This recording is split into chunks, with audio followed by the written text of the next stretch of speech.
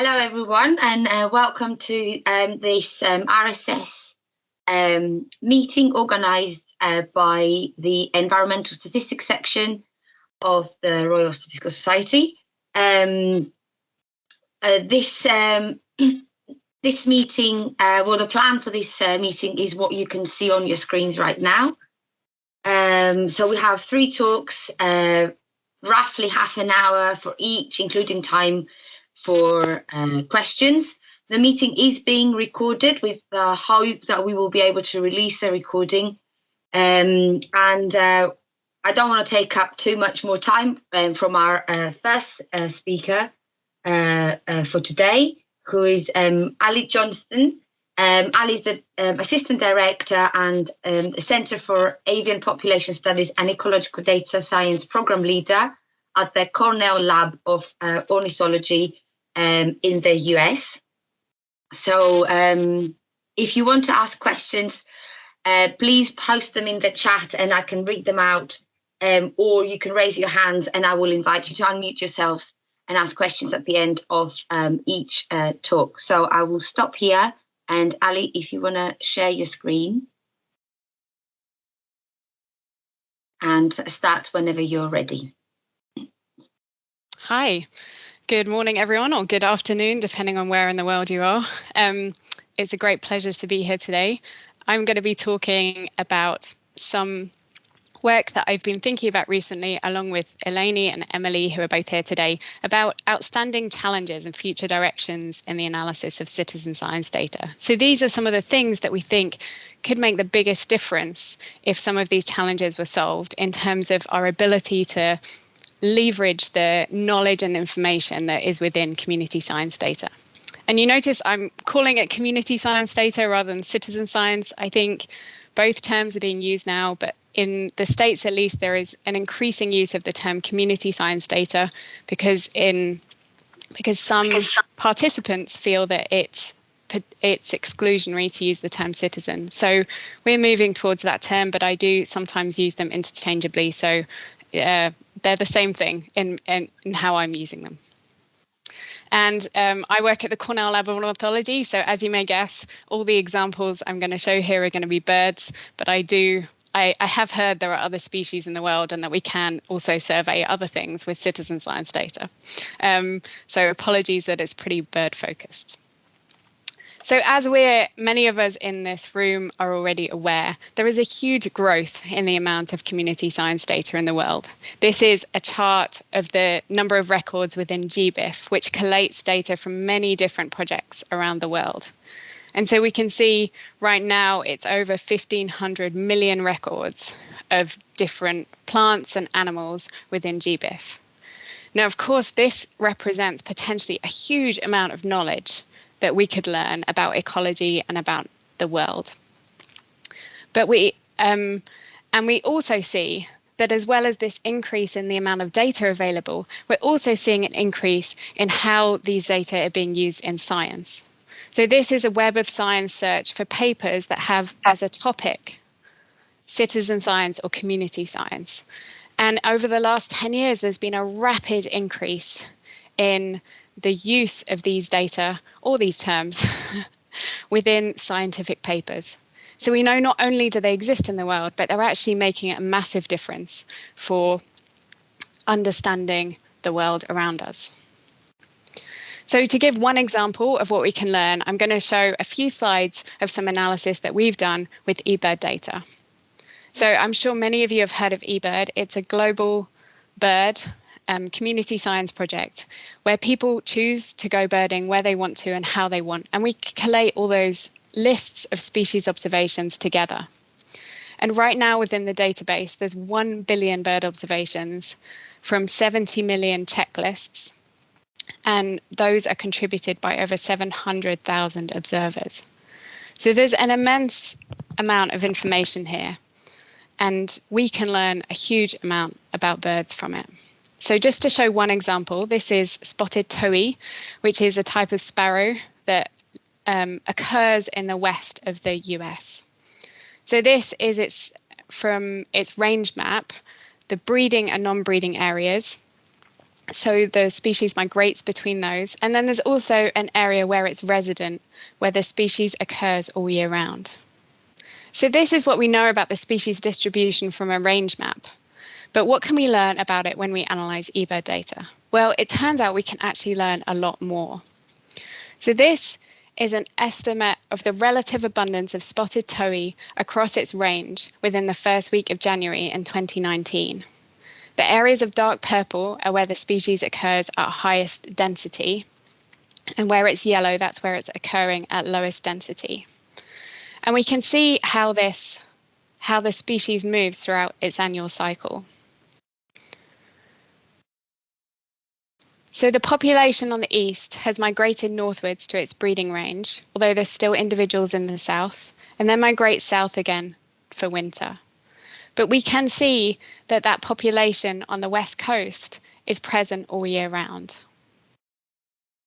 So there's two additional bits of information that we have here over and above the traditional range map. One is we can learn about the relative abundance of species in different places. And the second is that we can understand their annual movements in this very fine temporal scale. At this weekly scale, we're understanding how the population's moving. So these two bits of information can be really useful in terms of helping us learn about these birds and helping us think about how to conserve them. So this already is a huge amount of information.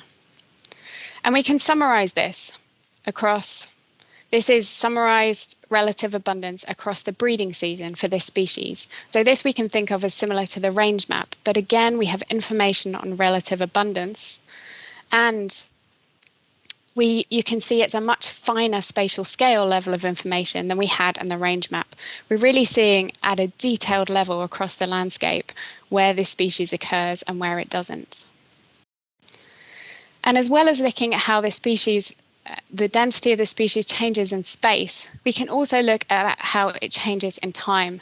So this next slide is some in-progress work where we're looking at trends of this species during the breeding season. So on this map, the size of the dot represents the density of the population during the breeding season, and the colour of the dot represents the population change over a 12-year period.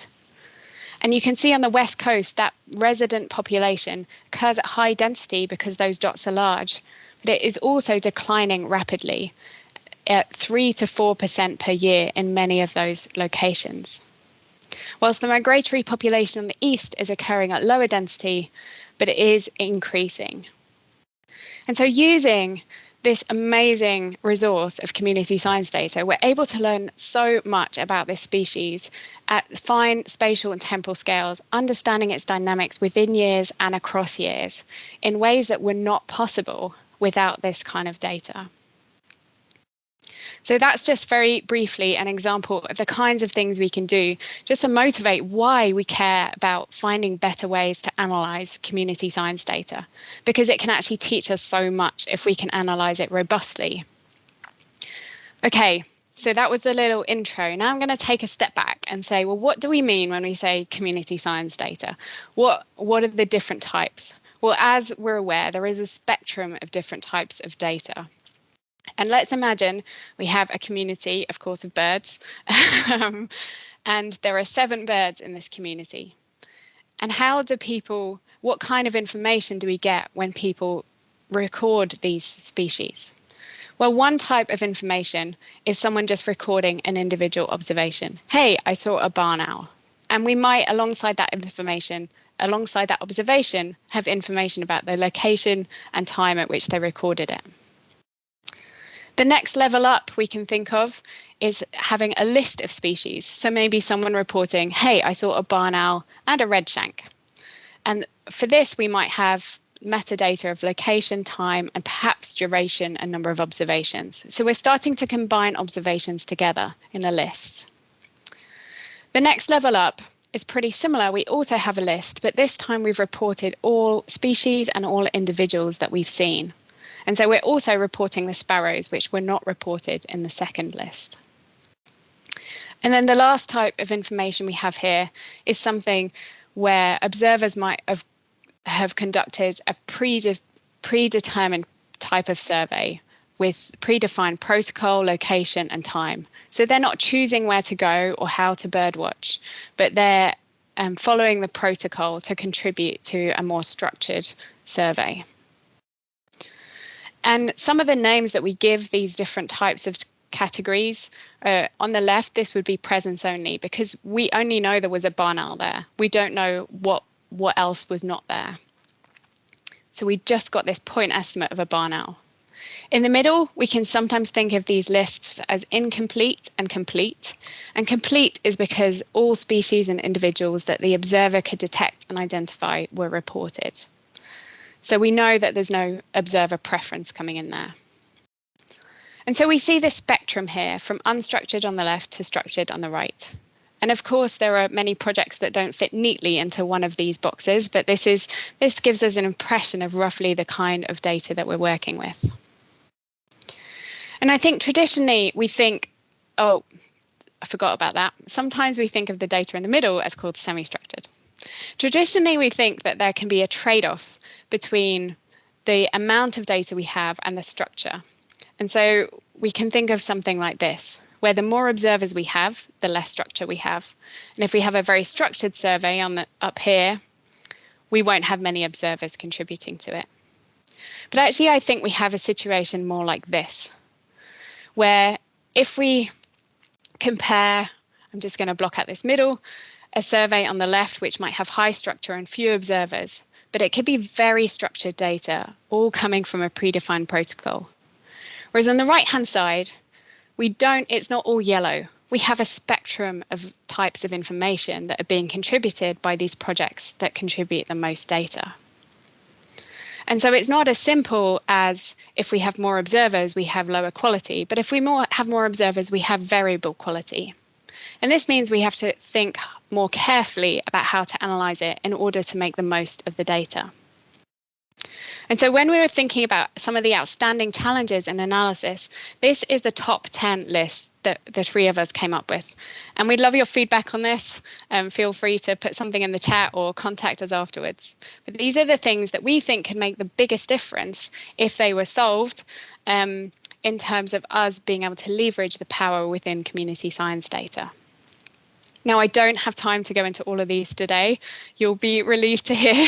So I'm going to focus on a couple that I've spent some time thinking about over the past few years. And that's number 3, reporting preferences, and number 4, observers. And so we're going to start with observers. So with community science data, we often have a lot of variation, both within observers and between observers. And this is in how they survey and in what they survey and in terms of their motivation. And so one of the analyses we conducted to try and characterize the differences between observers was looking at how many species they record. And so this is data for a single observer, and on the x-axis we have the duration of their checklist, and on the y the number of species they report. And we can think of this as a kind of individual species accumulation curve. And this is the data for a second individual. So this person on average, reports many more species in a single hour than person A. So this simple analysis can help us characterize some of the differences between observers. And when we do this for every observer within a region, this is the kind of picture we get. So showing huge variation. In a given 1-hour checklist, we expect observers to record many different numbers of species on average. Now, and we called this estimate of the expected number of species that they would detect in 1 hour the checklist calibration index. And so this helps us understand and account for some of the many differences between observers by calibrating them against each other. This means we can use everybody's data, even someone like me who's not a very good bird watcher. My data can be used because it's associated with a checklist calibration index. And when we account for these differences between observers, we get stronger results. We find that our models are better and we get better fitting estimates of where species occur. And so this is an example of the difference between a model where we included CCI, the checklist calibration index, and a model where we didn't. And where it's pink, the model with CCI estimates a higher occupancy rate of chickadee in those areas, and where it's blue, the model with CCI estimated a lower rate of occupancy of chickadee. And so you can see that if we don't account for the differences between observers, we get an estimated species distribution that is spatially biased, because we're not accounting for some important heterogeneity in the observation process. And this is with an occupancy model that actually does a pretty good job of accounting for some of those differences anyway. And if we're not using an occupancy model, we actually find the difference between estimates of distributions when we include observer differences and when we don't to be much, much greater. So this can be a really important aspect of understanding species distributions by accounting for this element of differences between observers. But we also know that not only are there differences between observers, but there are differences within observers. So we found in a previous analysis that observers learn as they contribute. So this would be an estimated individual species accumulation curve for a single observer. And as they contribute more checklists, their expected number of species within an hour or within 3 hours goes up. And so individuals themselves are learning, which I think is often a goal of community science, is that by participating, people will engage more with nature and learn. And we're showing that here. But it also means that when we're thinking about how to use these data to actually understand species, we need to account for this additional element of heterogeneity that comes while observers learn. So another way we can visualize this difference within an individual is by looking at, say, across time, how the expected number of species they would record per hour might increase. And so this is not now by checklist, but by year. But one of the interesting results happens when we look at the number of expected species per hour across the whole population of everyone contributing to eBird within this region. And we actually see a decrease in the number of species reported. So how does this apparent paradox occur? Well, it's because the types of people who are contributing to eBird change over time. And so if we take an individual random effect for the expected number of species that an observer will see per hour and plot how that changes across time, what we see is that the first year the people who joined early in 2002 when eBird started tended to have a fairly high observer random effect. And the people who joined later tended to have a lower observer random effect. And this decrease we're seeing is that as the project expands and grows, the people who are joining the project as a new observer tend to be a little bit less experienced than the people who joined at the beginning, who might have been those who were already enthusiastic and experienced. And so we have these complex differences both within and between observers happening across this whole pool of people contributing data. And this is just one project. If we're thinking about a data set like GBIF, which has information collated from many different projects, we're going to have even more complexity in understanding how the population of observers is changing and how individual observers are changing. And to make the most of community science data, it's really important that we consider these things and consider the people who are contributing and what information they are telling us. But one additional thing we need to be careful of is that people are freely contributing this information because they enjoy taking part. And many don't want to feel graded. And so we need to be very sensitive when we're thinking about this from an analytical perspective, that we're actually not losing the trust of the community of people who are contributing these data.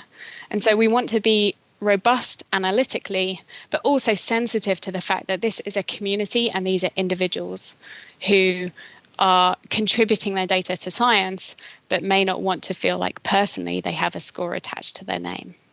So this adds an extra degree of complexity when I'm thinking about how best to analyze these data. So the other element of our top 10 challenges that I wanted to talk about today is reporting preferences.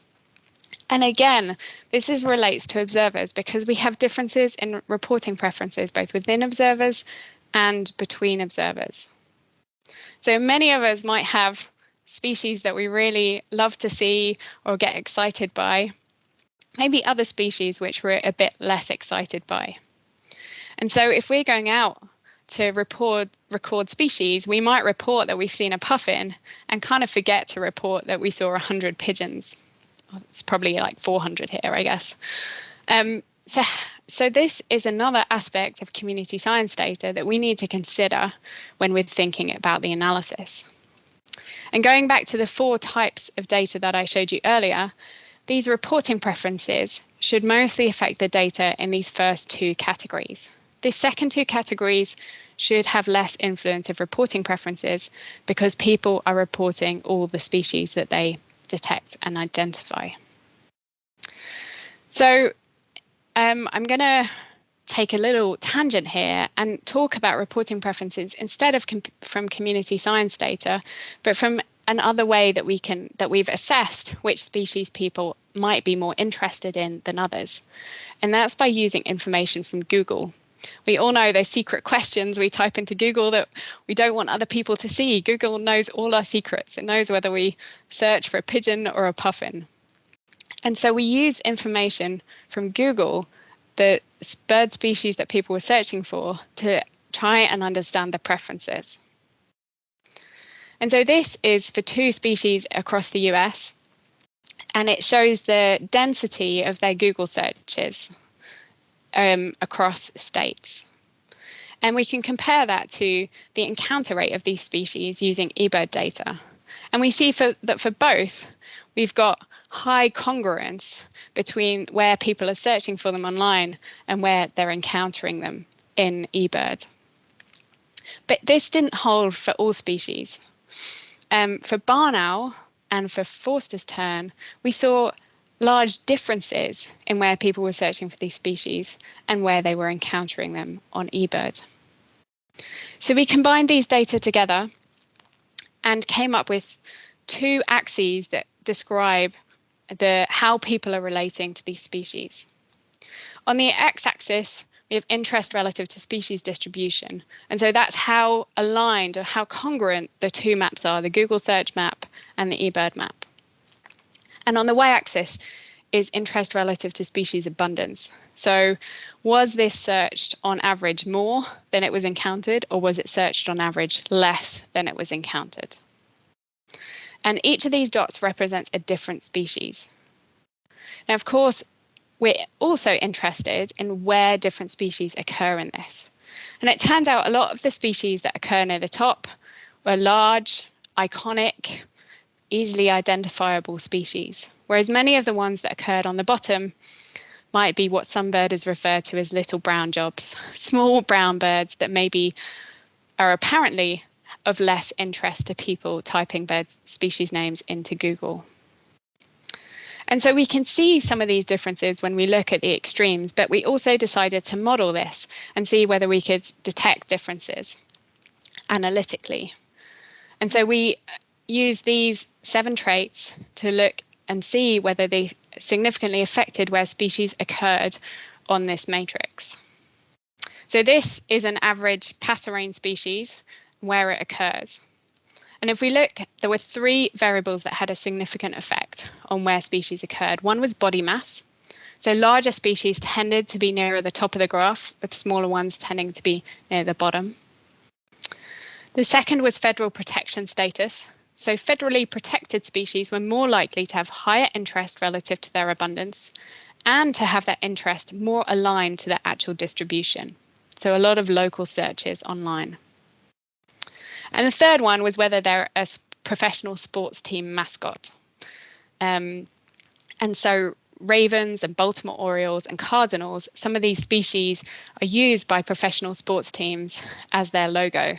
And these species tended to have high interest relative to their abundance and to not be related to their distribution. And so when thinking about this back in the community science world, we thought one way we could assess this is by comparing incomplete to complete. because incomplete should be influenced by species preference, reporting preference, whereas complete should not. So on the x-axis here, we have species prevalence on complete checklists. So this is how often the species is encountered by people participating in community science. On the y, we have the ratio of incomplete to complete checklists. So where it's higher, that means the species is being reported more on incomplete than would be expected. And where it's lower, that means the species is being reported less on incomplete checklists than would be expected by chance. So if we're in a room, I'd ask you now to predict what you think this shape will look like. So I want you to imagine in your head what you think this relationship is going to look like. So what we found was this negative relationship where each point here is a species, and we're seeing that the rarer species are reported more often on incomplete checklists than would be expected, and the commoner species are being reported less on incomplete checklists than might be expected on average. And so rare species are maybe more interesting to people participating in eBird, which we're detecting by this high ratio.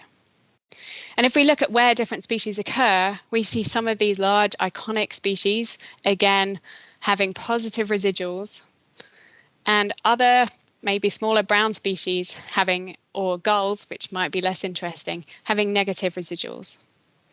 So as well as seeing an effect of species prevalence, we're also, again, seeing some of the traits that affected the Google searches coming out here. And we do see a weak but positive correlation between these residuals and our Google popularity. So these are the 10 things we came up with. I've just very briefly talked about some of the challenges we have with reporting preferences and observers in regards to analysis. But we think these 10 things can be tackled with 3 different ways. One is by thinking about how we collect data. Secondly, is by using existing methods on more different community science datasets. And thirdly, by developing new analytical methods that can help us address these. Thank you very much. Happy to take questions. Thank you very much, Ali, for an excellent talk. Yeah, I can see already people giving you a virtual rounds of applause. Please keep doing that. That's really good. If you have any questions, you can pop them in the chat, or you can raise your hand. So I can see already at least one raised hand. So Karine, is that the name? Yes, got it. Okay, right. Excellent. Yep, go ahead. Thank you. Thanks, Ali. That was a very, very interesting talk. I had a question regarding the reported preferences. I was wondering how you could account for that in your species distribution models or such model like that using eBird, because so far you presented the bias that could come from those preferences, but I was wondering how you expect to account for this and how. Yeah, that's a great question. I mean, partly we're listing those 10 as challenges because they're not solved yet. And the main way we deal with that in eBird analysis is by only using complete checklists. So the analysis that I showed you is a result of only using the complete ones. So that reduces and hopefully almost eliminates the impact of the reporting preference bias on the data that we're using. But I think if we could, as a community, think about better ways to analyze incomplete data and think about how to build in reporting preferences, then that would open up a lot more types of data that we could use and might help us learn about species in parts of the world where we don't have many complete checklists. So I think, I have a few ideas, and I'm sure you do as well.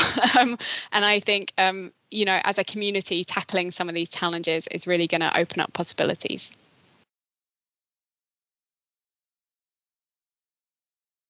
Okay, thanks for the question there, Karine. So I suggest that we move on, but there will be an opportunity after the end of the last talk for people to ask more questions. Okay, yeah, there's more questions being popped in the chat, so Ali can then try and answer these. So we'll move on with our next speaker for this afternoon, who's Michael Pocock, who's a senior ecologist at the Centre for Ecology and Hydrology here in the UK. So please, everyone else, mute your mics and pop your questions in the chat, either for Ali or for Michael, or you can ask the questions at the end of the talk. Thank you. If you go, Michael. Okay, and you can hear me, can you? Okay, Eleni? I can hear you perfectly and I can see your slides.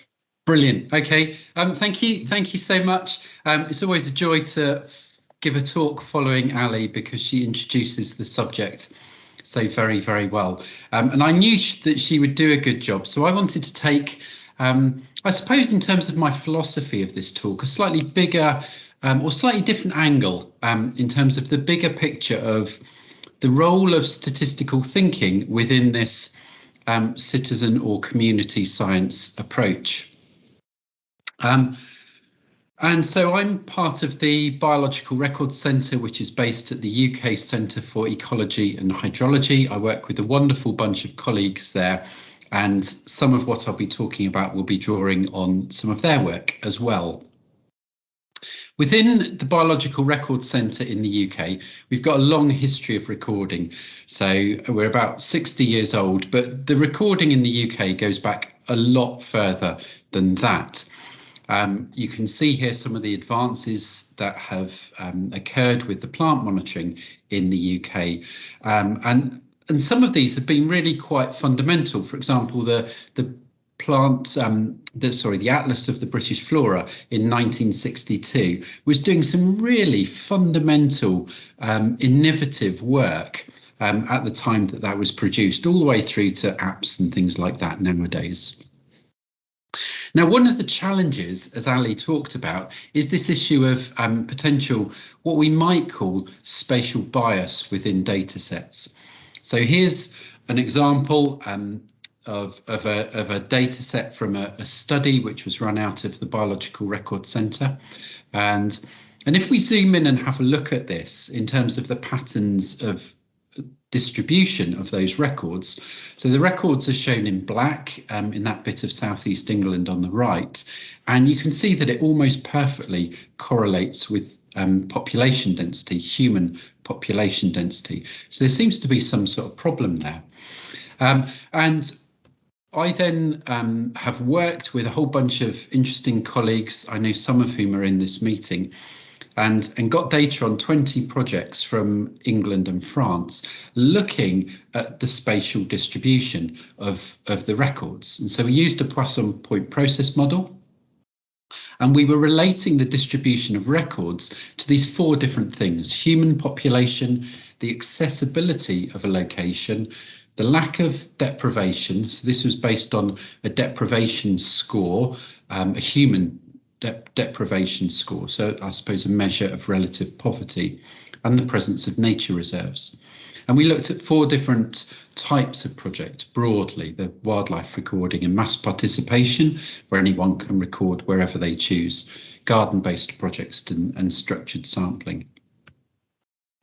And you can see here that these are the sorts of relationships broadly that we found, that you can see that many of them had positive relationships with human population density and accessibility, as you might expect. So people are tending to record where people are or where they can get to.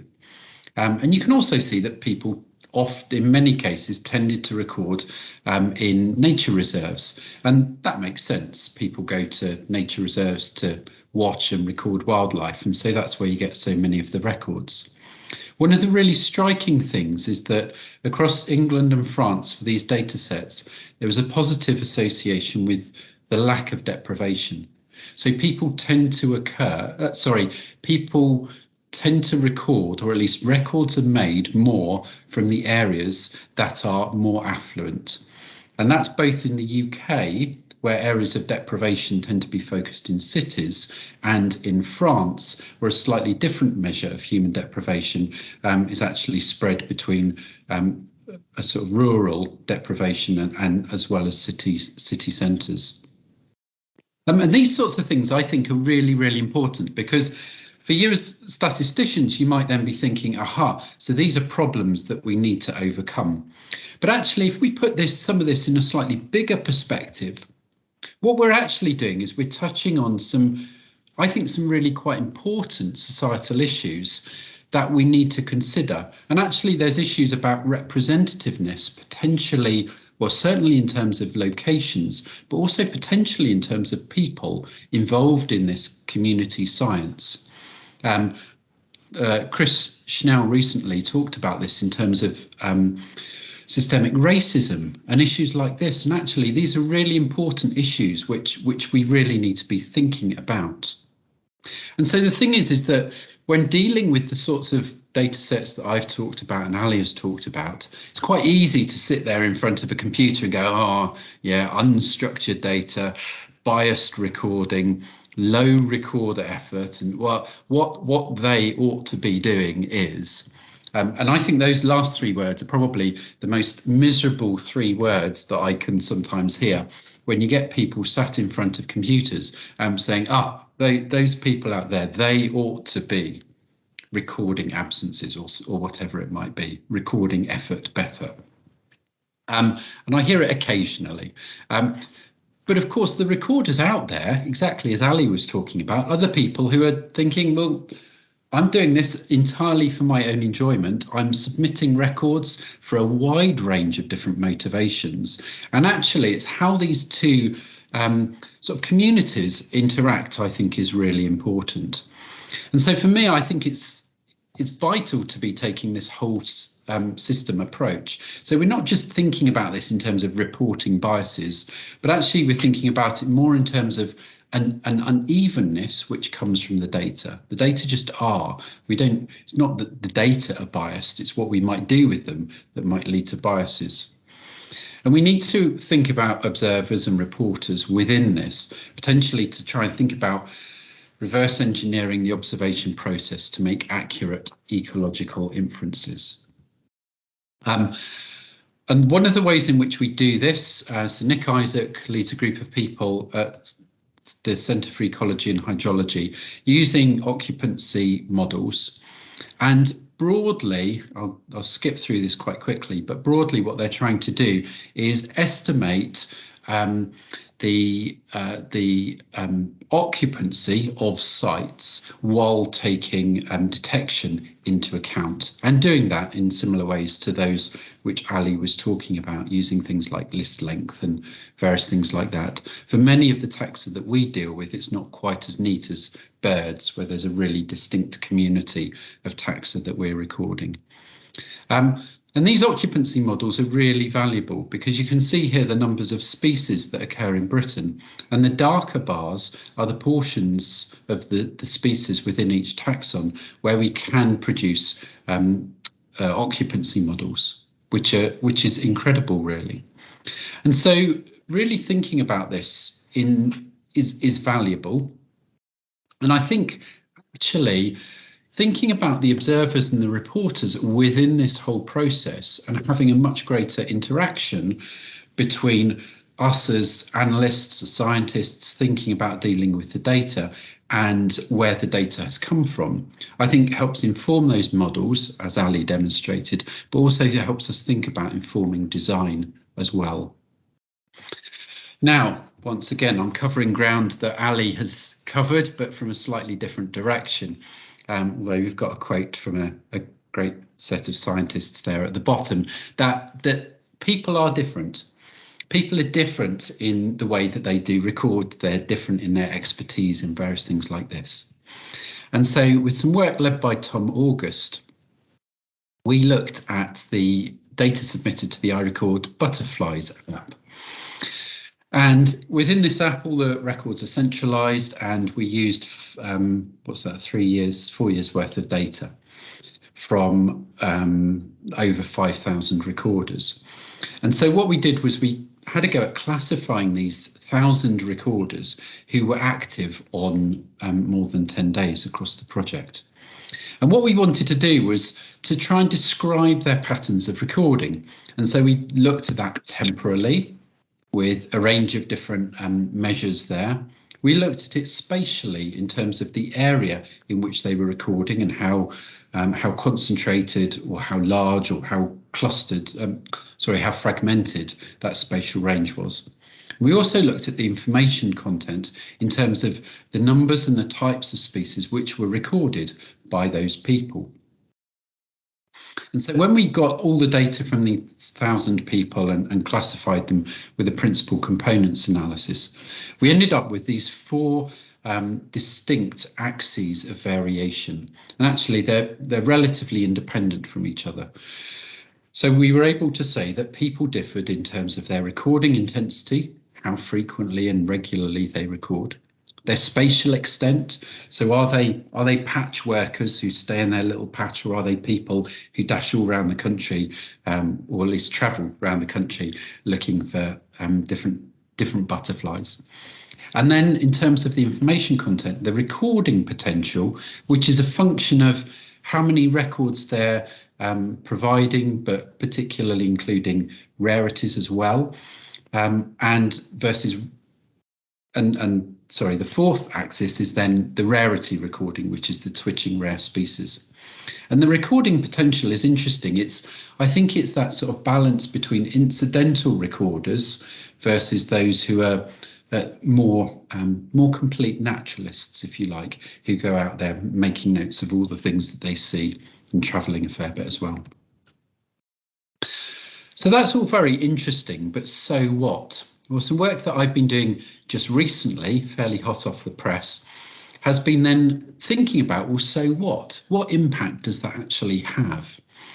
And so what we did was we took a data set of butterfly records over 20 years, and we did occupancy models for that data set.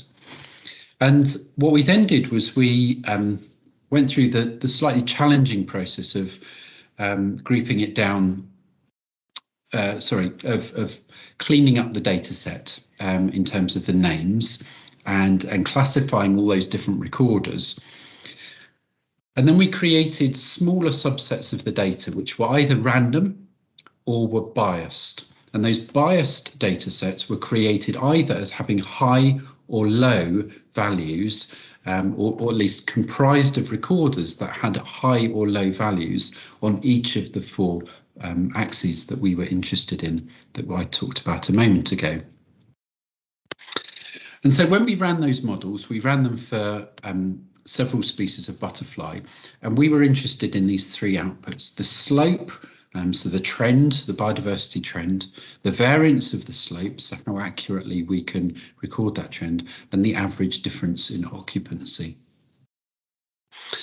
And so what we did was on the next few graphs that you'll see the 4 recorder behaviours. You'll see when we selected for high values of those, that's in gold, and low values of those are in blue, and you'll see the Z score on the y-axis. And so where that Z score falls outside of the range plus or minus 2, you can say that's important. So when we modelled these subsets of data and looked at the slope, what we found was, relatively speaking, the biased data sets didn't actually have a substantial impact on the slope. So the slope is quite robust, the biodiversity trend is quite robust to variations in recorder behaviour. And that's really great, because that suggests that we're not ending up with biased data sets when we compare data sets, compare trends from data sets that have different recorder behaviours. When we looked at variance of the slope and also occupancy, what we found was that there were some sensitivities to recorder behaviour, and in particular recording potential. So this sort of measure, basically saying how incidental versus how much of a complete naturalist the people were in terms of their recording behaviour, that actually had quite big impact on recording, on the variance of the slope and on the estimates of occupancy in particular. And so I think from this, as I say, this fairly hot off the press piece of work, the questions which are remaining from this are that actually has recording behaviour changed over time? And how does any changes in recorder behaviour time affect the outputs? We found that slope is quite robust, but if occupancy changes systematically over time, then that could be problematic. And I think it's really interesting thinking then about recording and the way people record. So not only have smartphone apps and all the rest of it made it much easier for people to record, but the way in which people record and the types of data that people record is changing. And I've got 3 examples there. PlantNet with image recognition, bioacoustics, eDNA. All of these sorts of things actually lead to things like probabilistic data. And I think the use of probabilistic data rather than the sort of certainty, I definitely saw a whatever it was, is something that's going to be important. And combining different types of data, I think, is also going to be important. And so a brief bit of work which has been led by Francesca Mancini has been looking at some of these integrated models to think about how we can best combine some structured data with unstructured data. There's a high overhead to collecting structured data. Not so many people want to do it. Ali talked about that. Unstructured data, we've got loads and loads more records, but we can end up with these issues of uneven coverage in space and possibly time, which can be challenging statistically to cope with. And so what Francesca did, and I've put that this is preliminary work because I'm aware that she's still doing a fair bit of work on this, and I think may well have updated some of the findings here. But anyway, what she found when doing this was that when combining structured and unstructured data together, she actually found that increased the precision of the trends which she was able to get out from those models. And so that's all really, really good. And I think one of the interesting things then is, what can new statistical approaches like this integrated modelling, what can that add in terms of the value to the data sets that we have, and particularly these new ways, things like combining these data sets statistically? In essence, is it worth the statistical effort? Or are the results good enough already? We might always say, but we can always get better. But when we're thinking about influencing things like policy and management, maybe we don't need any better. Maybe we just need to be influencing actually what happens on the ground a bit better. The second thing is, how can this knowledge actually inform the design of projects and the engagement with recorders? So we might say, look, a small amount of structured data is really, really helpful. We don't need to collect a whole data set of structured data, but a small amount might be really helpful. So thinking then about some of these issues with data, I think one of the important things is to be thinking about how much is enough. And this is can be quite a challenging question. So I was thinking about this with colleagues year or so ago, thinking about how it would be useful to have rules of thumb to assess how much, in particular, unstructured data, this data collected by people as and when they want, are good enough for to get good models. And so these are 2 examples of species. I think they're both bees in this case, and you can see that the model on the left, you've got 95% credible intervals from the occupancy model. It doesn't look like an especially good model. The one on the right looks much more believable. It looks much more credible in terms of some decisions that we might want to make off the back of that. So what we did was we showed a whole bunch, or a few experts, these sorts of graphs, and said, look, which ones do you think are good enough to deal with? And we were able to come up with a threshold in terms of a measure of precision that people said, yep, the ones that have higher levels of precision are good for us to use. The ones that are lower, we're not so sure about. I should say that in all cases, obviously, this doesn't necessarily mean that the models are true, the outputs are true, and it doesn't necessarily mean that they're useful or unbiased. But what it does mean is that they're probably good enough to consider further. And so we've got trends for over 10,000 species mainly from, well, entirely from other people's work within UKCH. And so what we did was we tried to look at the structure of the data to basically say which one of these species was above the threshold and which one of those was below the threshold. Now, huge amount of complex stuff, which you can boil down to the fact that within the context of these multi-species datasets, we only needed about 30 records per species per year to be able to get records where the trends looked reasonable, which does seem remarkably low. Of course, the more data that we have, the greater the precision, which is a good thing. But it gives some sort of indication. So then when we go to places like, as colleagues of mine did in Wales, and said, look, how much data is enough, and have we got enough to run some of these models?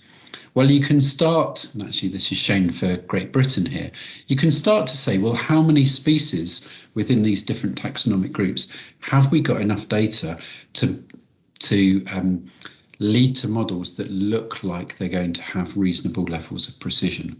So models that we might want to do something with. And you can see that for a wide range of species, we're able to get trends with precision above that threshold for a reasonable number of species within a wide range of these groups. And I'll just go back. And one thing to note on that slide is within all of these datasets, only sites that were visited in more than 1 year were included in the analysis.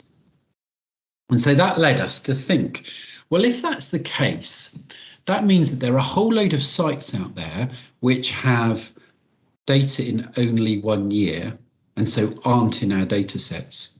And if we were able to target revisits to those squares, well, people going to those squares would actually, basically, their records would effectively count twice, because both the historic record and the current record would then get put into our data sets, which presumably seems to be valuable. And so we did some work developing this tool, and so it was developed as a pilot last year. We're running it for a few different species groups this year. And basically, the idea is can you change these pink squares to green squares? Pink squares which have only been visited 1 year in the past to green squares which have records in more than 1 year. So you can see there's a square not far from where I work, which has got records from a range of different grasshopper taxa in 1 year only. So if I went there this summer, visited those, then that site becomes added to our data set. Of course, we need to think about, does that create biases and all sorts of things like this, or challenges with the analysis? But it seems to be really valuable, and it seems to be something that's well received by recorders, and actually seems to or at least the feedback is that boosts their recording, the visits and the time they spend out in the field doing recording, and the benefits and the joy that they get from doing that. And then, of course, the other question is, you look at a map like this from North Yorkshire, and actually there's not many records there at all.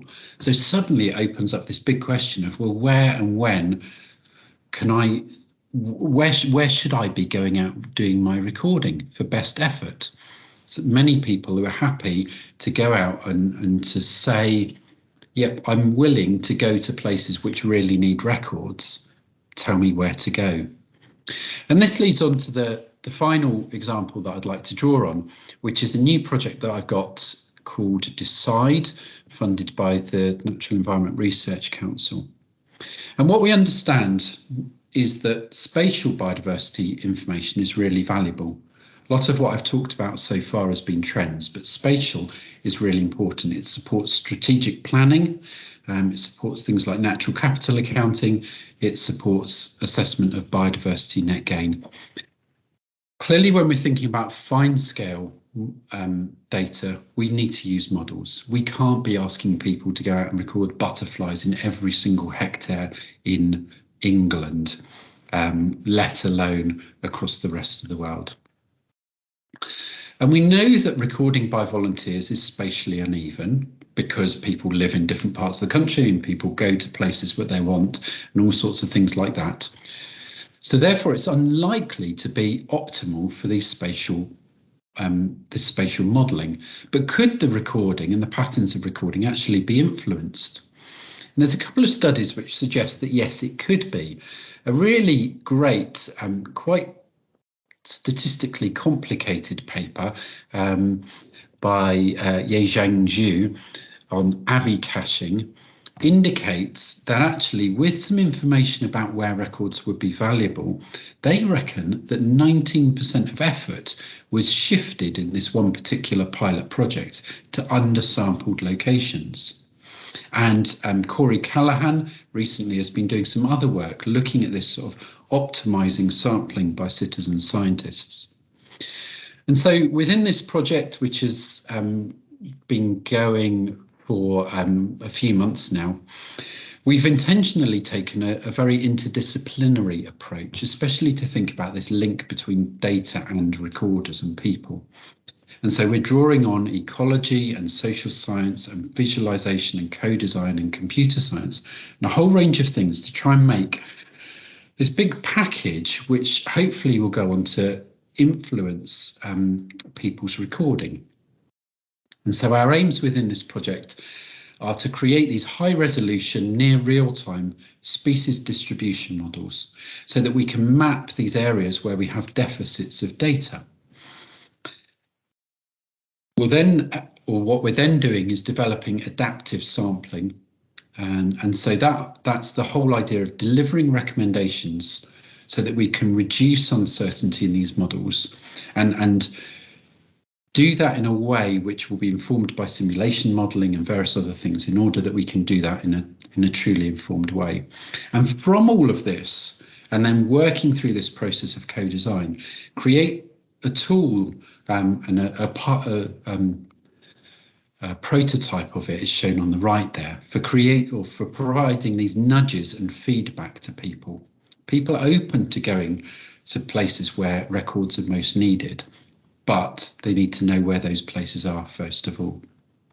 And so this is something I think is going to be really exciting as we think about this interaction between the information that we need or that other people need and the tools and the statistics to get there and the ways that we interact with recorders. On the right of this figure here are 6 keywords which came out of a set of workshops I did earlier this year when we were thinking about the future of citizen science. And there are many aspects of this in terms of precision, delivering precision citizen science or making it personalised or localised or even actionable. But I think all of which have bearings on the way that we use statistics within our citizen and community science. And I think one of the big questions for us or you as a community is really what's the role of statistical thinking in this? And actually, what's the vision of statistical thinking in this? I think what Ali was talking about is really important because not only was she talking about what statistics can we do with existing data, but actually how can we bring that statistical thinking to bear on the way that we design and influence and encourage and motivate recording by others in the future. Thank you very much. That's excellent. Sorry, can you give me a second again? Let me mute. Someone, okay, Michael, can you mute yourself? Maybe, yeah, that's it. That's helped. All right, thank you very much, Michael. I can see a lot of uploading. It's obviously a very interesting talk. We have time for a quick question if anyone wants to ask a question. I don't see anything in the chat. Is there anyone who? So, Steve. Hello, yes, just one question that's been bugging me for a while. There's a lot of emphasis now on occupancy models in trend analysis, but for a lot of the species I work with in mammals and things, I think the link between occupancy and abundance is quite weak, whereas the link between detectability and abundance may actually be stronger. And I just worry that we're chucking away some important information on abundance when we use occupancy modelling. Yes, and I think another example are plants, where actually that link can be quite challenging. So there is certainly in my opinion, there's a less strong link between abundance and detectability, for example, in plants, which is slightly different to what you're saying, but I think raises a similar sort of challenge. So yes, I think there's a lot of opportunities, and I certainly don't think that occupancy modelling is the sole way of analysing or addressing these sorts of questions, but it's certainly useful for many taxa and many aspects of the sorts of data that we currently have.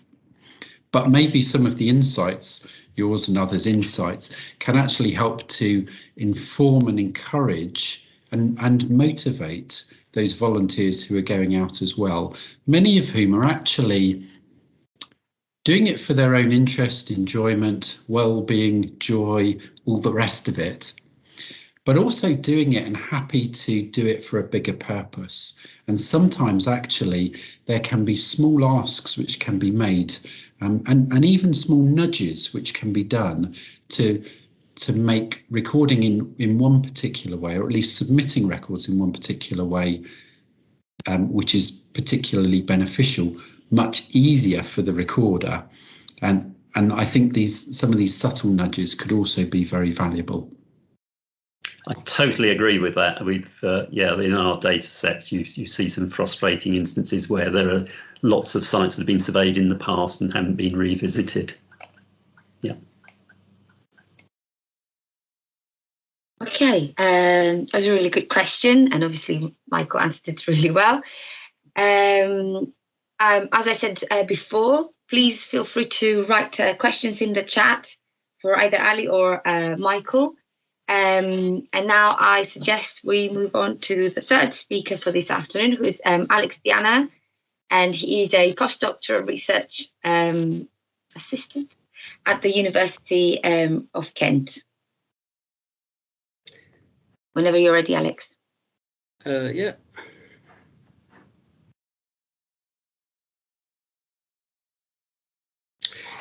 Yes, I think you can all see the screen. So yeah, thanks for having me. Yeah. And as Eleni said, I work at Kent with Eleni, and I'm going to talk about this model that we developed with Emily and Byron to perform Bayesian inference on very big occupancy datasets. So if you've attended the NCNC, this is going to be a very similar talk. So one problem, especially that we're going to deal with that comes to citizen science data, is the fact that this data can be really large. So if we just apply standard methods, then the methods can be really, really slow. So we try to work to develop slightly faster method that can allow us to feed the model maybe just less than a day to get a quick answer. So Michael and Alison have sure done a better job than me at introducing citizen science data, because this is the only slide I have, and then I'm gonna just talk about modeling. So I guess you all know that it is good to be modeled for citizen science data because they're becoming more and more available, and sometimes they're the only way to get an answer if you want to estimate also spatial variation, for example, because with just like standardized protocol, sometimes it's not, you don't have the scale that you have with citizen science data. And what we try to do is just try to build a Bayesian model which can estimate spatial and temporal variation, but in a reasonable amount of time. So just to talk briefly about the existing approaches. So one of the early approaches to model occupancy data was the dynamic occupancy model of Rowley and Orazio. And this model is mainly designed to follow sites over time because it has parameter like colonization, extinction. So this is really just designed for short studies and for studies that are visited each year. While with citizen science data, as you all know, some sites are visited just once and then never again. Then another approach is the classical approach of Emily that allows to fit the model quite quickly, also because it's a classical approach, but it works just for each model separately. Another very good Bayesian approach is the approach of Outwaite, Richard Chandler, and Nick Isaac, where they build a Bayesian model, and to model the temporal correlation, they use a random walk approach, or random walk prior. And they've also implemented this model in the package Sparta, which up to date is probably the standard to fit occupancy model, as also Michael was talking about. And another more recent approach is the approach of Rushing, who use spatial multi-spline with time-dependent coefficient, and in this way they, in a kind of GAM framework. So in this way they basically they're allowed to model the spatial variation as well as the time temporal variation using this trick. So the standard occupancy model is where you essentially have a site that can be either occupied in a year or never occupied for that year. And then essentially you have an observation and a presence process.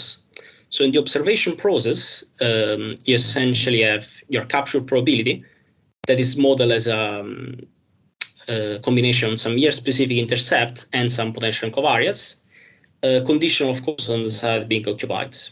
And then there is the presence process, which is the one we are interested about, where the occupancy probability, can depend on temporal effects, spatial set effect, and some covariance. Okay, and so our idea to gain a little bit of computational advantage over the existing methods was to view these two equations, which are essentially the two main equations in occupancy model, and they're just linked by this other equation. To view this equation in a logistic regression framework, and then we can, once we are in the regression framework, we can use some very efficient method for inference, which are considerably faster. For example, like the polygamma scheme is the one we use. And then another addition of our model is that we use Gaussian process, or Gaussian fields if you want, for the temporal effect and then the spatial random effect of the occupancy probability. So I'm just going to talk very briefly about Gaussian processes without being too mathematical. So Gaussian processes are really useful tool because they define a non-parametric prior on function by defining a prior on the values that the function takes on each combination of points. And so the idea is really simple. It's just to say the value on this combination of points is a normal distribution where the covariance depend on the distance between 2 points. So closer point will be more correlated, as you expect, and then more distance point will have correlation that decreases quadratically. And there are two tuning parameters for the Gaussian process. So one is an overall variance parameter of the process, and then another is a scale parameter which determines the correlation between close points. So this might look a bit like an overkill in our model, since we don't actually have an infinite number of points. We just have a finite number of points. So actually what we do is we just assume multivariate normal distribution on the combination of points on which we want to compute the Gaussian process. So in this case, in our case, it's going to be the temporal random effect and the spatial random effect. So we're just going to assume a Gaussian multivariate normal distribution with this covariance matrix on these effects. And what we just think is useful to think of it in the Gaussian process framework, because Gaussian process is a very well-studied topic. And so in case we want to use approximation that have been developed, there is already a lot of it. Okay. So as I said in the model, we're just going to keep the same occupancy probability as is used also in the other model, for example, in Sparta. And we're going to use a Gaussian process on the temporal random effect. So the correlation between close adjacent years is going to be given by this parameter LT. And then similarly, we also assume another Gaussian process over the spatial random effect, which is one random effect per site. Okay, and again, the variance and the correlation is going to be tuned by this parameter LT and sigma t for the temporal random effect, and LS sigma s for the spatial random effect. So and then by assuming additional prior on this parameter, we can infer how much year varies over time and how much is the extent of the spatial autocorrelation. And then we also assume independent site-specific random effect on this through this random variable epsilon. So this feels a bit inefficient because we have essentially as many site-independent random effects as the number of sites, and they're also completely independent. So we have to estimate each of them separately. So what I tried to do at the beginning was to use clustering to estimate this site-specific random effect, but then I found that the model was not behaving very well, it was not mixing well, and it was not finding really just some fixed cluster, it was just jumping within cluster. So I just concluded that with this model, it's probably not possible. I don't know if it's a feature of the data or it's a feature of the model, but it might be not possible to estimate, to cluster also sites using just the leftover spatial variation. So just to compare briefly on the random walk approach of Atwaite and our approach. So the random walk approach essentially models each site as a random walk condition on the previous, each year random effect condition on the previous in this random walk style. And if we just want to visualize the covariance matrix in their case and in our case, we see that the difference is that our model essentially assumed the same correlation and covariance between years at the same distance, while in their model they have essentially an increasing variance across time. Okay, so I should probably say that in practice, since we are dealing with citizen science data, so the size of the data is huge, this doesn't really matter because the likelihoods almost always overcomes the prior. So this is more like in practice just like a mathematical detail, but it's something to keep in mind if you are planning to use the model also for very small data sets where the prior has an effect. So this is our funnel model looks like. So here we have our observation process conditioned on the capture probability and the presence process. Then we have our occupancy probability, where the temporal random effect and the site random effect has got these two normal distribution. Then we got some covariance and some additional site-specific random effect. So what are the main assumptions that we made in our model? So the first is that each site is either always occupied or never occupied in a given year. And this assumption might seem really strong because if you look at a species like butterflies, this is actually the one we are going to analyze, then clearly a site is not always occupied or never occupied because for some period of the year, butterflies do not fly, and so it's impossible to detect them. But this can actually be solved by just assuming time varying detection probabilities, as we are going to see later. While another assumption is that occupancy state in each year is conditional and dependent on the states in the other year. So the fact that a site is occupied in a given year, conditionally on all the model parameter, it doesn't give you information on the states in the next year. As I said, conditionally on all the model parameter. And which is a difference with the dynamic occupancy model where they have a parameter for each site.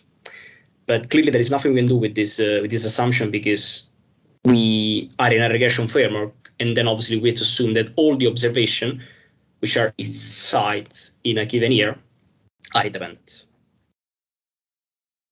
So as the model is explained, is actually quite inefficient because as you see here, we got as many random effects as the number of sites, and their model as a multivariate normal. So clearly, because the number of sites we deal is like in the hundreds of thousands, this is clearly not practical. So because sampling from the posterior distribution requires that many operations, which is impossible to do in each iteration. So what we do is that we actually we're forced to approximate the initial Gaussian process on its S location with another Gaussian process on a smaller number of locations, say M, where M is much smaller than S. So if M is like, if S is like 100,000, if you choose, for example, M by choosing, if say we start in the UK, we just choose squares of a side of 20 kilometers, then we end up with around 1,000 for M, which is much more practical. It's still large, but it's much more practical. And then what we do then is that we approximate each of the initial spatial effects with the closest spatial effect of the new approximation. And this approximation in the Gaussian process literature is known as subset of data approximation. And as I said, since we are in the Gaussian process framework, we could also potentially look at other approximation. For example, one is called the subset of regressor approximation, which is slightly smoother. And this gives the idea, essentially, if you want to investigate other approximation. Also, another advantage of using, if you use, for example, a uniformly spaced grid, is that the conditional number of this matrix is much lower, which is known to be a problem with Gaussian processes, because if you have two sides that are really close in location, that the determinant of this matrix goes to 0, and then the inference is very unstable. So this is another reason to approximate the initial sides with sides on a uniform grid. And then I guess the last thing I'm going to talk about the model is this polygamma scheme that we use to perform the inference. So as I said, we can view both the detection process and the observation process as two logistic regression, okay, conditional on this site-specific random effect. And so the advantage is that since we see this as a logistic regression, we can sample all the model parameters together. So the baseline for the occupancy probability, temporal random effect, spatial, and covariates, we can sample them jointly from the model, and so the inference becomes really efficient, okay? So how does the polygamma scheme work? So without going too much into detail, the idea is that you just augment a space with some new variable, which are this polygamma distributed random variable. So the polygamma is quite an exotic distribution, but the advantage of the paper is that they offered some fast method to simulate this polygamma distribution. So this was actually the main advantage of what they bring in the paper. And so this step is not worrisome anymore. And then conditional on this polygamma random variable, the posterior on all this coefficient is actually a multivariate normal. And so we are back just in the normal framework, in the linear regression framework, even though we are dealing with a logistic regression, okay? And yeah, so just keep in mind that this posterior on the coefficient is still normal, because this could be used also later for doing other things with the model. So we implemented this method in a package. So we just called it fast occupancy because we didn't have much creativity. And we put it on GitHub. And then we compared this model against Sparta, which is a very good model. So the only problem is that if the number of sites is really large, then the model can take weeks. And so this was kind of the motivation for trying to come up with a better solution. So first check I did is that I simulated data with 15 years and around 2 visits per site per year. And then I varied the number of sites, and these are minutes. And as you can see, like, as the number of sites grows, then the difference between our model and Sparta becomes larger and larger.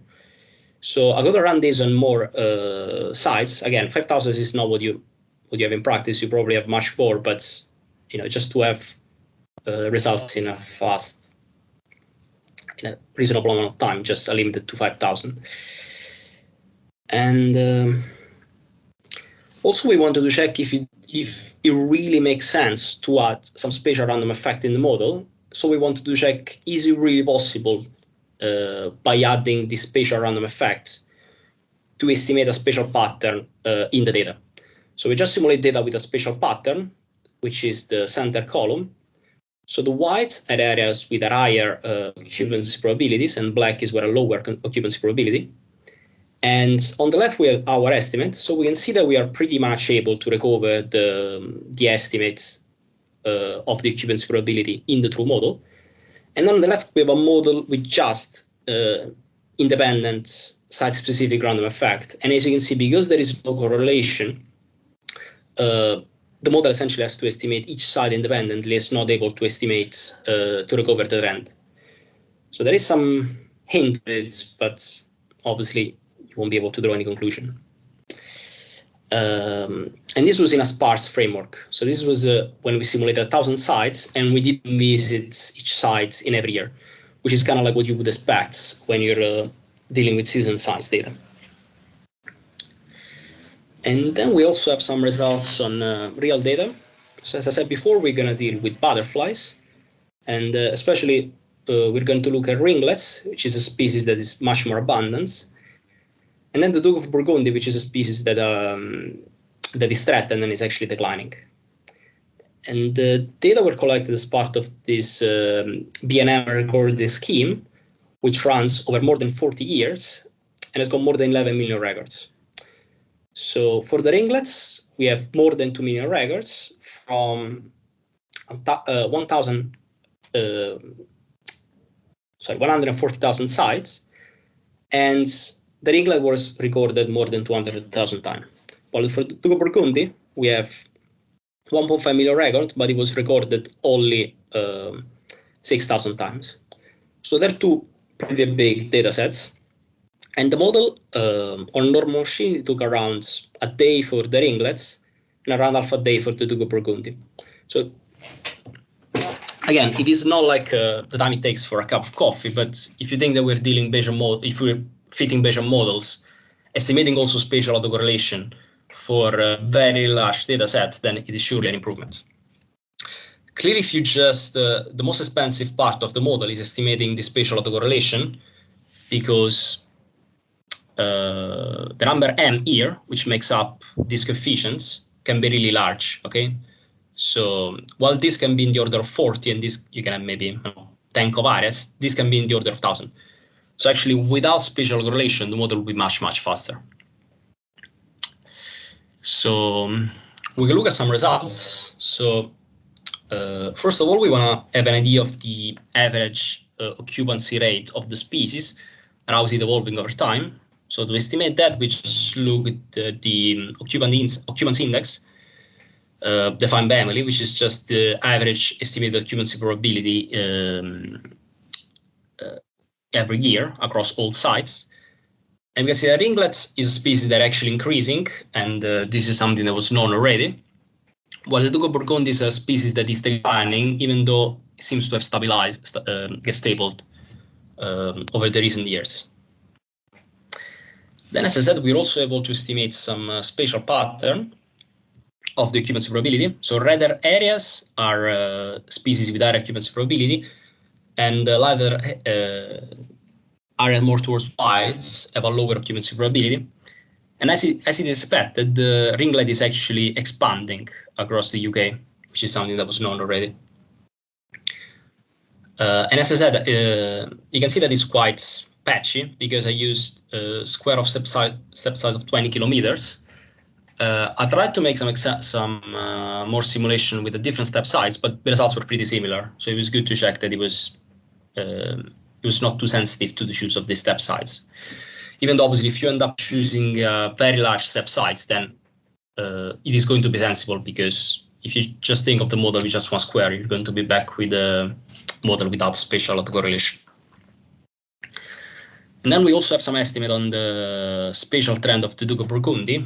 Even though we don't really have many data to estimate the spatial autocorrelation, since the species is essentially recorded just in this area here and in this area here. And what we can see across the years is that the species is going down, which is not really surprisingly. Also, another thing, as I said, we to account for the fact that the flying time differs across the year, we use as covariates the 3 powers of the Julian dates. Okay, and this is the estimated pattern of the detection probability for the ringlet and for the Duke of Burgundy. So this is the detection probability. My idea was to try to link that back to the flying time, because these estimates are actually pretty similar to what is reported on butterfly conservation, which is that the flying time of the ringlet tends to be around July, August, and for the Duke of Burgundy around June, July. So starting from the very well-known formula, where the detection probability is just a function of the population size and available at time t, and the probability of detecting a single animal. If you just assume that the probability of detecting a single animal is constant across time and rearrange, then we can see that actually we can estimate, we can see these plots as an estimate up to proportionality, where the proportionality is this thing, of the number of individuals. Okay, so I mean, I wasn't able to find a better explanation to link the detection probability and the flying time or the number of individuals flying. So, I mean, if anyone has a better idea, then that's welcome. And also another thing, to check that we are not forgetting anything in the model, we also perform some goodness of fit. So as a test statistic, we use first the number of early detection across all sites in each year, and then the number of detection in a region of 20 kilometer times 20 kilometer for every year. So we simulated these test statistics from the model, and then we compared them with the true statistics.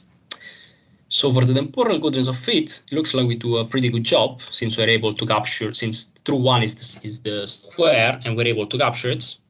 Even though I might say that when we're at the beginning, when we were assuming that detection probability was not varying across years, so we just had one intercept, then the model was actually biased. So this was a good indication that if we don't assume for time varying detection probabilities, you essentially get bias in your estimate. And then we have the estimate for the spatial goodness of fits. So this is the ringlet and this is the Burgundy. So for the ringlet, you can see that, so I have many colors because I distinguish if the model is outside the 95% confidence credible interval or the 99% credible interval. As we can see, there is still some spatial autocorrelation that we are missing somehow. And but we still didn't think that it was worth assuming also spatial autocorrelation in detection probability, because otherwise this would be this correlation would be almost unidentifiable with the one of occupancy probability. And so yeah, we think that it's probably worth adding some covariates such as temperature or probably rainfall, which might potentially help addressing this issue.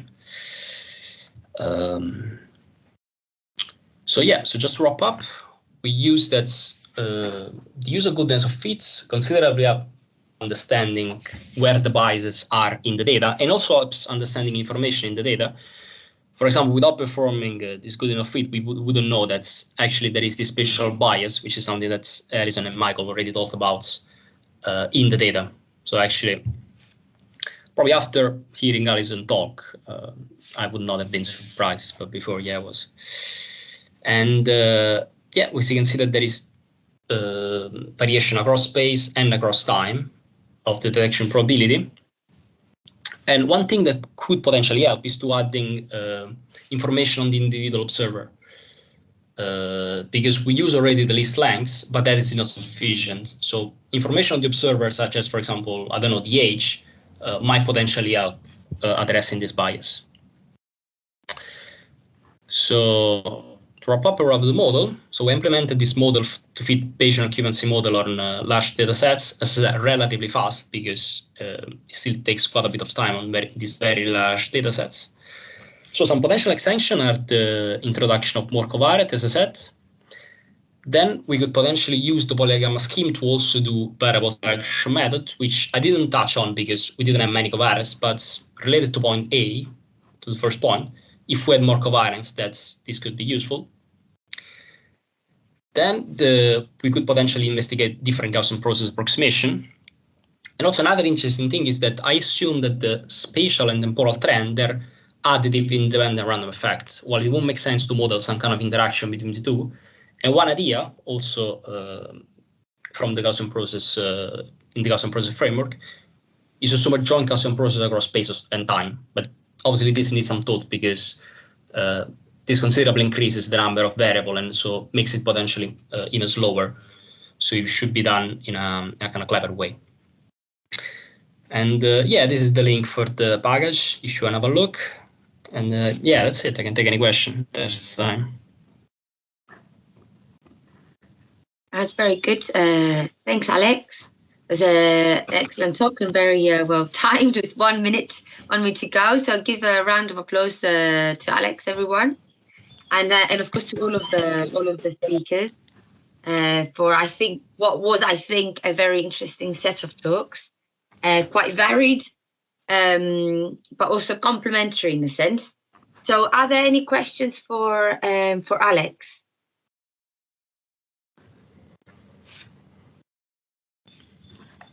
It's really good to see the discussion on the chat. So, are there any questions for Alex in the chat? Okay, Emily has a question for Alex, and also we have a request for you to post your GitHub link. So I guess Alex, you can once you've answered Emily's question. Emily, go ahead. Thanks. Yeah, thanks for the talk, Alex. I was just thinking earlier about, given Ali saying that a lot of the eBird data is a mixture of incomplete and complete lists, whether within this framework we can see ways to analyze a mixture of these data where, you know, at the moment it's just based on opportunistic list data, but if we had a subset of complete lists, could we bring it in somehow?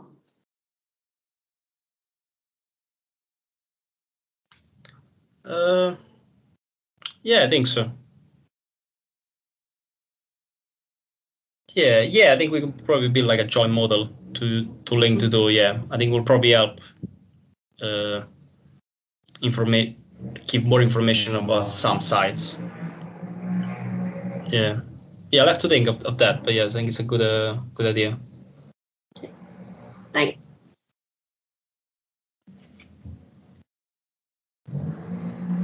Okay, thanks, Emily, for this question. So, are there any other questions for Alex or for any of the other speakers? Does anyone would like to ask?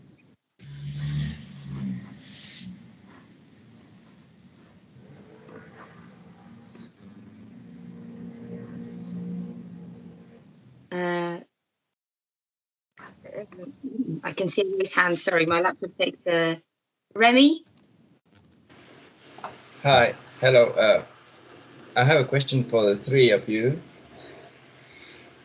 You've been talking a lot about the species level approach, like occupancy of the species and its distribution. And have you also worked on community level approaches, for example, estimating species richness from this kind of data, or any other thoughts about, like, beyond the species level, what can we tell maybe this from community data? Yeah, it's a very interesting question. Which one of the speakers would like to attempt to answer this quite tricky one? Any volunteers?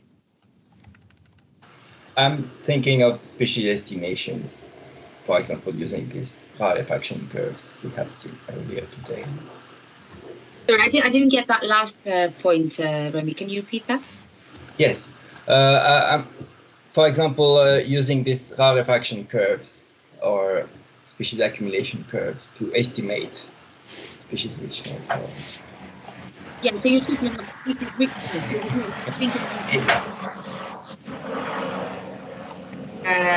Multi-level,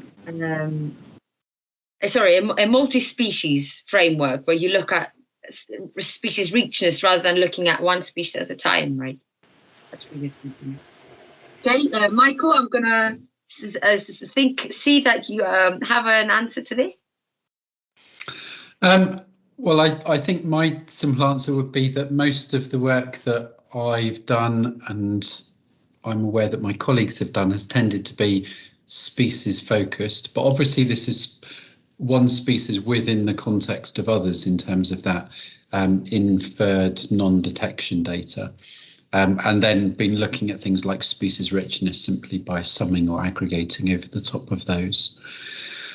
Yeah, I think that there obviously would be value in drawing some of these sorts of approaches, and particularly some of the things that I've been thinking about recently is in terms of things like co-occurrence as well, where actually the presence of one species informs our knowledge about the presence or the absence of another.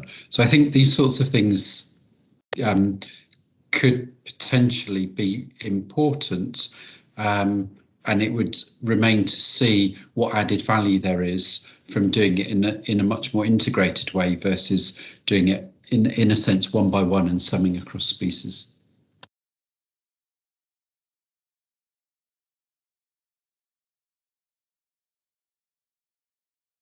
Okay, any other one of the speakers who would like to add something to that? I'm afraid I missed the question. I was distracted. Someone could repeat the key question.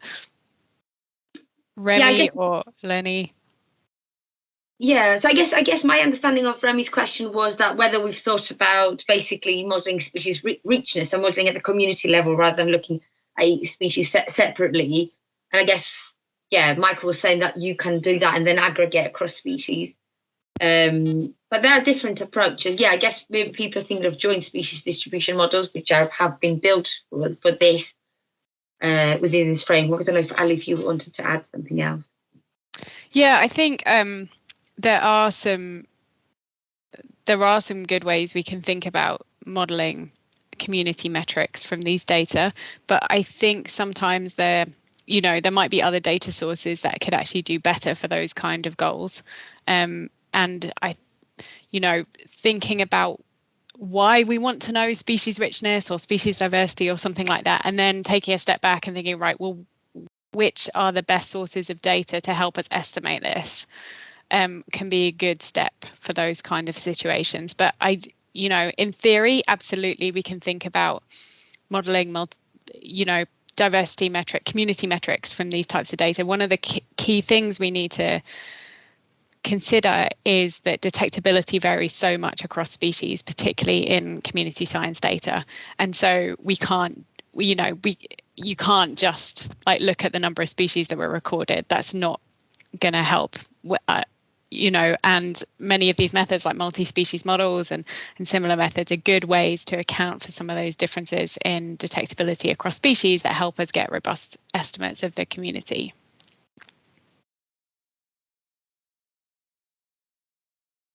Thank you. Sorry, Ali. I was just going to, if you want, answer the question from Emily in the chat. Yeah, that was exactly what I was going to say. That, but you're on. But yeah, go ahead, please. Yeah, we do. Those maps do have estimates of uncertainty. It's just obviously hard to show those in a map format.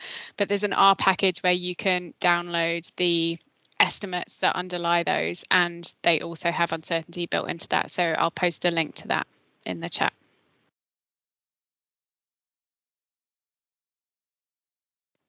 Great, thank you. Yeah, the discussion is on fire at the moment, which is really good. So maybe I'll see that there's one last question, because I'm aware we said we'll finish at 3:30, and maybe people might have had, other plans at 3:30. So thank you, Ali, for that.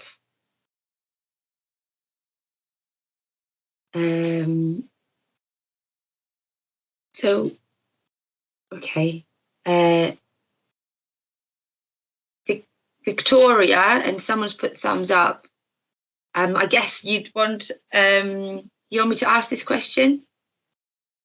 Right, so Victoria says she's been thinking about co-occurrence too, in particular when they record something. It would be great to have a tool to easily record presence or absence of species associated with it. Oh, I see. So is that a general question as a tool in terms of what as a software, as an app? Sorry, I probably not understand that question very well. I don't know if someone understands the question in the chat or Victoria wants to clarify. Sorry, yeah, more from a recorder's perspective. I just think it's really interesting how sometimes you get one species and there's things associated with it in other parts of the country there isn't. And it's really nice to have a kind of easy way to be able to say, I found this species, what other things can I look for? And I think recorders would kind of really like a tool like that. And it's just something I can't ponder when I'm out recording. Not really a question. Okay, thanks very much. So I think that's the end of the questions. And And that's the end of the meeting. So it flew by for me. I hope everyone enjoyed it. So regarding the video, so this is up to the RSS now. The session has been recorded. So keep an eye on the RSS website, or email me in a couple of weeks' time if you can't find anything, and I'll let you know if something has been posted, if it's in a usable format. Hopefully we'll manage.